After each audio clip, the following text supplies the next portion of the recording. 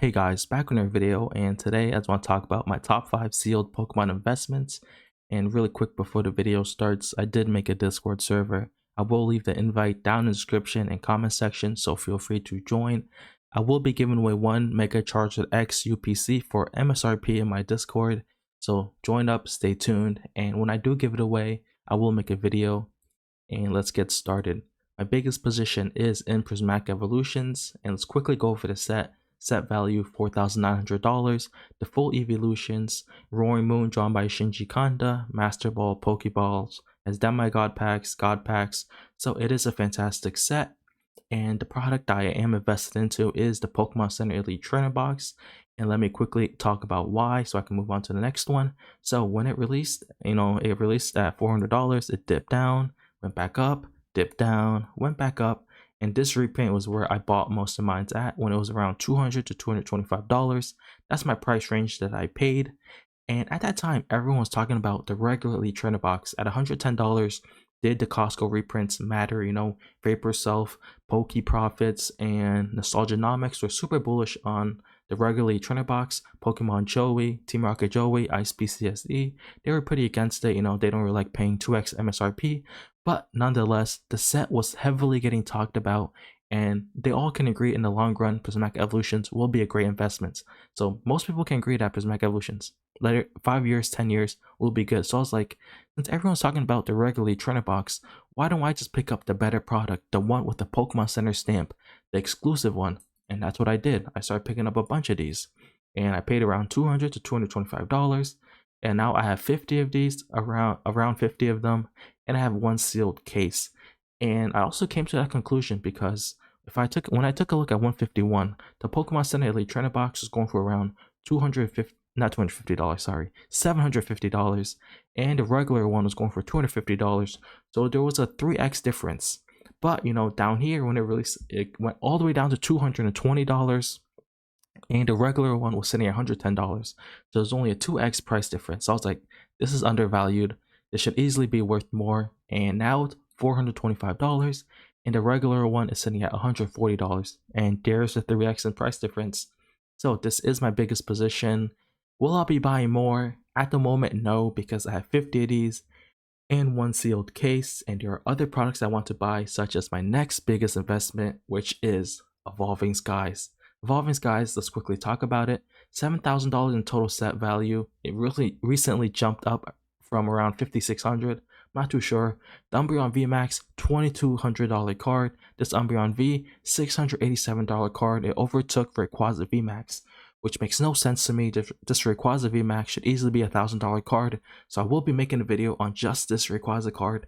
$1,000 card. This is undervalued. The Dragonite, $500. It has evolutions. This Rayquaza card here, $300. So guys, Evolving Skies, in my personal opinion, is still undervalued. The total set value is $7,000. Cosmic Eclipse has a set value of $5,300, and the booster box is going for $4,000. Team Up, $7,600. The booster box is going for what? $10,000. Yes, Evolving Skies is 2 years younger, but in another 2 years, the set value will surpass those. And what should the booster box price be? $5,000? $6,000? I do believe this is undervalued, and I will be picking up more of the booster box, Elite Trainer Box. I will have another video on it. I will shill Evolving Skies until it's worth $10,000. And yes, $2,600 is expensive, but Evolving Skies is one of the best sets Pokemon has ever created, and the price is justified. It's worth this much for a reason. So yeah, Evolving Skies, my second biggest position, but I will be buying more booster boxes, more Elite Trainer boxes, and I will push this to my biggest investment, unless this hits $1,000 and I just become mega rich off it. But Evolving Skies, my second biggest position, undervalued, and I am shifting my focus to buying this product. And my third biggest position is in the Pokemon 151, the Gen 1 set, and this is the set that got me back into Pokemon. And yes, I did leave the hobby for a while, but 151 got me back, and I will not be leaving the hobby anymore. And a product that I am invested into is the 151 booster bundle, and I invested into it after the the Walmart reprint. A lot of people got their hands on it. I didn't, and I just started buying these up. I have around 100-ish booster bundles. I got it for around $55 to $60. I thought it was a fantastic deal. The seller was offering it to me at around 75% of market. So I was like, why not? Let me just start buying these up because 151 is soon going out of print. And once it goes out of print, you might think $100 for a booster bundle is expensive, but once it goes out of print and FOMO actually hits, this will jump up in value. But when will I be selling this? Probably around $180, just so that I can get my cost base down to 0, and all investors should be looking to do that. But let's talk about 151, the Gen 1 set. I did open up a bunch of packs. I did pull this Charizard. I grew up with 151. Yes, Pokemon is not my main game. Yu-Gi-Oh has always been my favorite, but I did watch Pokemon. I did collect the cards. I was opening up tins from Rite Aid, Rite Aid, they're all shutting down. But besides that, the set, yes, it does not have the highest set value. Paldean Fates has the highest set value. But 151 has nostalgia behind it, and nostalgia plays a big factor. All these people that grew up with Gen 1 are now in their mid to late 20s, and they have money to buy this set, and they can afford to pay $25 for a pack to enjoy nostalgia, to enjoy their childhood. They grew up with these Pokemon down here, Squirtle, Bulbasaur, and Charmander. They grew up with these guys. So yeah, 151 is my third biggest position, and let's move on to the fourth one.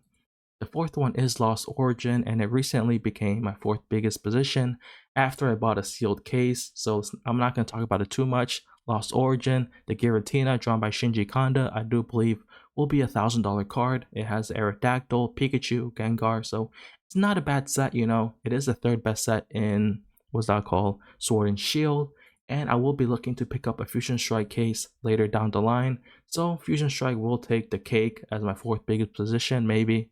Who knows? I will have another video out there, maybe in 6 months, 12 months.